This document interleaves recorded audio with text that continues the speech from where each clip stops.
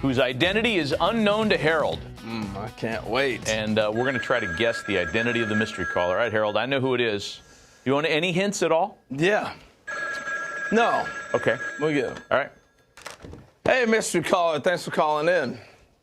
Hey, how you doing? How you doing there, sir? Wow. Sound like Snoop Dogg. Mystery caller. I'll give you this hint. It's not Tony Todd. I don't rap. I don't rap for sure. I don't do that. He does not rap. Go ahead, ask some questions. Wow. Mystery caller, are you a former Major League Baseball player? Yes, sir, I am. You play on the West Coast or the East Coast most of your career? Let's say the East Coast. Would it be Cincinnati, maybe? Yeah, you kind of hot there on that hot stove kind of stuff. Yeah, buddy. That sounds like Eric Davis to me. Woo, Mr. Red, Mr. Red. Woo. He's a good guy, but that's not me. That's not him. Oh, you thought he had it. I thought I had him. I have one more no guess. idea. All right, let me give you a few hints. All right. Three-time All-Star, played for 17 years in the big leagues. And he is one of the latest members of the Reds Hall of Fame. Reggie Sanders? Damn. No, keep guessing. Oh, man, I don't remember. I saw that list. It's the other black guy. Four-time Gold Glover. We just saw him on the butt slide. Brandon Phillips? That dude. Yeah. What? I'm going to tell you What's what, you up? sound like Snoop. Yeah, that's pretty good, man. I had to change my voice on you a little bit, so I had You to change changed it it up. up. You know what I mean, man. You know what I mean. What the heck is this? Brandon, good to see you, What's man. up, that dude? Hey, what's up? How y'all doing, fellas? Thanks for having me. I really appreciate it. You know what, man? We talk about you probably more often than you think. Wow. Because you were one of our favorite players, first of all, and one of our favorite personalities in the sport. What you been doing for the last 5+ years since we saw you last? I've been doing a lot of touring of the WWE, I tell you that. Just watching my queen, Jade Cargill, got there killing it. She's the WWE Women's Champ right now, so I'm just doing that. And then, also I own the Atlanta Smoke, which is a professional team in softball. So I've been enjoying that, took my talents to softball. And it's a lot of fun. I have the #1 team in the whole country. Nobody could beat me, man. Nobody. So, I'm still just winning. All I can really do and just try to change the game of softball to have everybody come together and make it like Major League Baseball in the future. Boy, you had no idea how hard you hit close to where Harold is living these days, because this guy, he wants to turn this network into the softball channel. I tell you, I love the softball. I got a daughter playing, committed to the University of Oregon. She's a junior this year in high school. And I've been on the travel circuit, Brandon. You know how the travel circuit is. But, man, I think people are missing how great softball is, the reaction time, the athleticism. What are you seeing at the pro level? Tell you the truth, man, I didn't know nothing about softball until Lauren Chamberlain and Eric Mays brought it to my attention. I didn't know anything about it. But once I got into it, I love it. I'm hooked. I'm stuck in it, and that's why I put some of my hard-earned money and some of my sponsors and some investors into the Atlanta Smoke, what we're doing right now, and it's amazing, man. And like I see that AUSL is doing things right now. We just came up with another league called the PSL.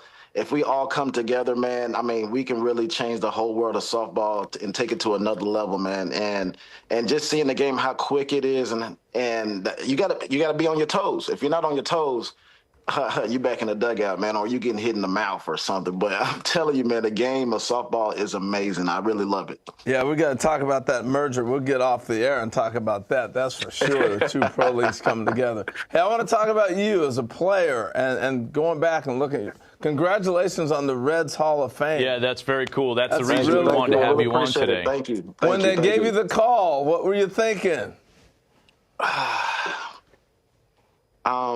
I didn't do it for this. I did it for, for the fans. I did it for my family, and also to take care of my family when I retired from the game of softball, from baseball. So I really know how to react. I was very thankful. I cannot believe I'm on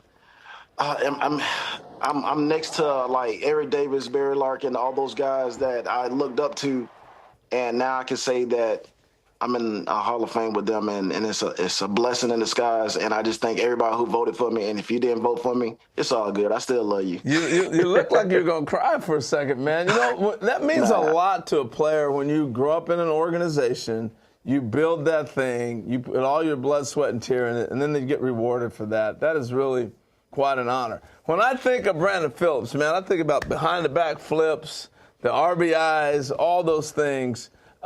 The creativity defensively, when did that come about for you? And have the nerve to actually flip balls behind your back in the game? Hey, that come from playing basketball all them years, and also my dad, man. My dad, when we used to practice, we always worked on the fundamentals first. Fundamentals, he killed me nonstop fundamentals. And then once I got used to catching the ball consistently, he was like, hey, let's have some fun. And I'm just like, okay, whatever. He got me laying on my stomach, flipping the ball to second base, got me throwing things off the ground. I mean, he had me doing all kinds of crazy plays. And I said, Dad, why is this? And he's like, you never know when you might need it in the game because you're not always going to be on balance. And then I was like, wow. And then next thing you know, the first time I flipped it between my legs in New York, and I started flipping the balls behind my back, and I was like, okay, now it makes sense. But then sometimes, baseball became boring to me. So I said, you know what, I'm just going to be CP3 out here and start throwing the ball behind my back more often. So that's what end up happening. What if you look back in your career, Brandon? I'm sure they're going to be asking you about this a lot when you're back in Cincinnati this summer for the Hall of Fame induction ceremony. But what would be kind of the signature moments for you? You hit some postseason homers. You went to 3 All-Star games. What do you look back on and say, yeah, that was the stuff right there? Oh man, that's a good question. I did so many things in Cincinnati, man. It's kind of hard to really pick one, but the number one thing I can really say is that they gave me a chance to go out there and be myself, and that's how that dude became who he is right now.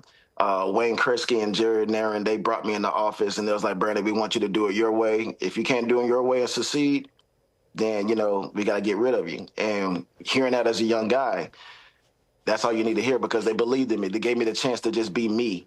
And I thank them, and I thank Wayne, I thank Jerry for that.